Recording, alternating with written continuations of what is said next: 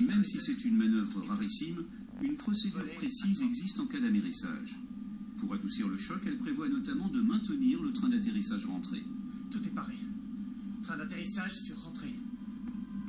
Pour amérir, le commandant va devoir amener son avion le plus lentement possible, avec les ailes à plat et le nez légèrement levé pour toucher l'eau avec l'arrière de l'appareil. Il va aussi devoir estimer l'état de la mer et trouver le sens de la houle pour ne pas la prendre de face. Si l'avion prend une vague ou la houle de front, c'est comme s'il heurtait du béton. Ça se casse à tous les coups. Les passagers savent ce qui les attend.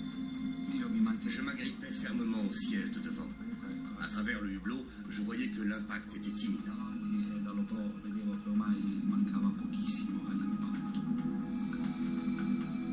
L'appareil n'est plus qu'à 210 mètres au-dessus de la mer. Vous êtes avec moi, Ali? Attention. Je crie, vous êtes prêts? Prêt. On y va. Il n'y a pas d'autre Dieu qu'Allah et Mahomet est son prophète. Au nom du Dieu miséricordieux.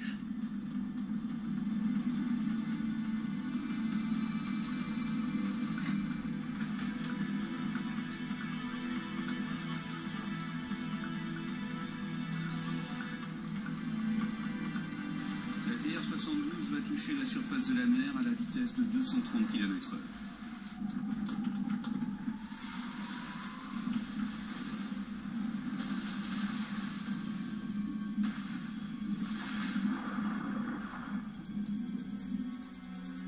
J'ai perdu connaissance.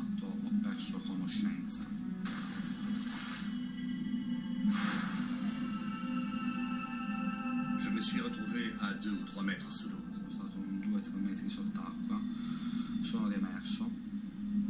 Je n'avais plus que mon caleçon. J'avais perdu mon gilet de sauvetage et mes vêtements au moment de l'impact. Je suis remonté à la surface et je me suis agrippé à un sac.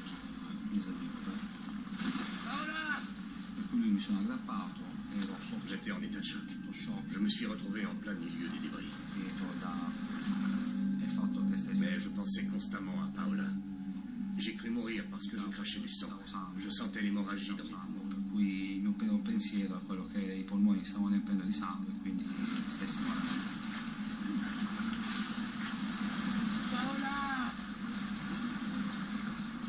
Le commandant Garbi est gravement blessé mais vivant, tout comme le copilote Ali Kabayer.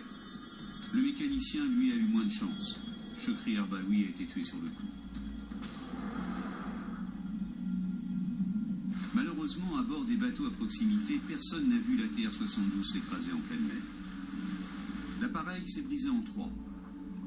La queue et le fuselage avant ont rapidement coulé, mais le tronçon central et les ailes, dont les réservoirs à moitié vides servent de ballast, continuent à flotter. Ce radeau improvisé sert de refuge précaire aux survivants. Mais d'emblée, ils comprennent. Une partie des occupants a coulé avec le reste de l'avion.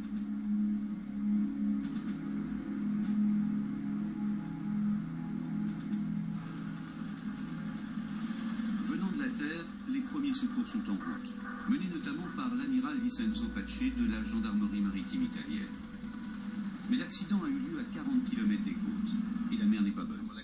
Le ciel était très clair, mais la mer agitée, ce qui nous a causé pas mal de difficultés lors de l'opération de sauvetage. Stefano Burigana est l'un des tout premiers arrivés sur les lieux, aux commandes de son hélicoptère.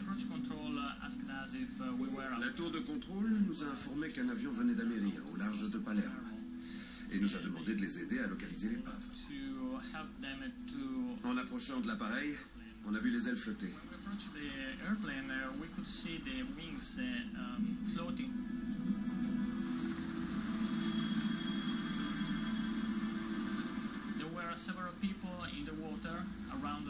Il y avait quelques personnes dans l'eau autour de l'avion et ils se nageaient grâce à leur gilet de sauvetage.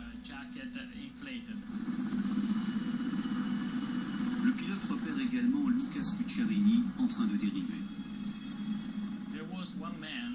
Il y avait un homme sans gilet de sauvetage. Il était assez éloigné de l'épave. J'ai décidé de mettre le cap sur lui et de lui larguer un de nos gilets de sauvetage.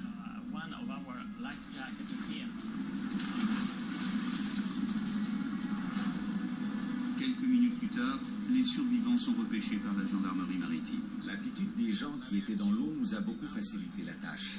Ils nous ont aidés à garder notre sang-froid. On a tous coopéré dans le calme parce que malgré ce qui s'était passé, ils savaient qu'on venait les aider et qu'ils seraient secourus. Moins d'une heure après l'accident, les survivants sont tous en sécurité et les sauveteurs font un premier bilan.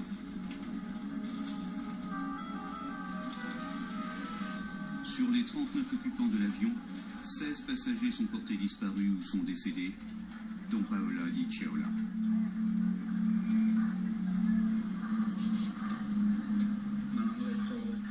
Mes proches me l'ont annoncé quelques jours plus tard, alors que j'étais encore hospitalisé. Dans un premier temps, je n'ai pas réalisé que Paola avait disparu. Depuis longtemps, ils avaient tous les deux l'habitude de nager sous l'eau sans aucun problème. Comment était-il possible que tant de passagers avaient pu survivre et pas eux? Là où le choc fut le plus violent. Comme souvent, la majorité des survivants étaient assis, elles, à l'arrière de l'appareil. Les deux parties, avant et arrière, reposent maintenant au fond de la Méditerranée. La partie centrale de l'avion est remorquée jusqu'à terre et entreposée dans un hangar du port de Palerme.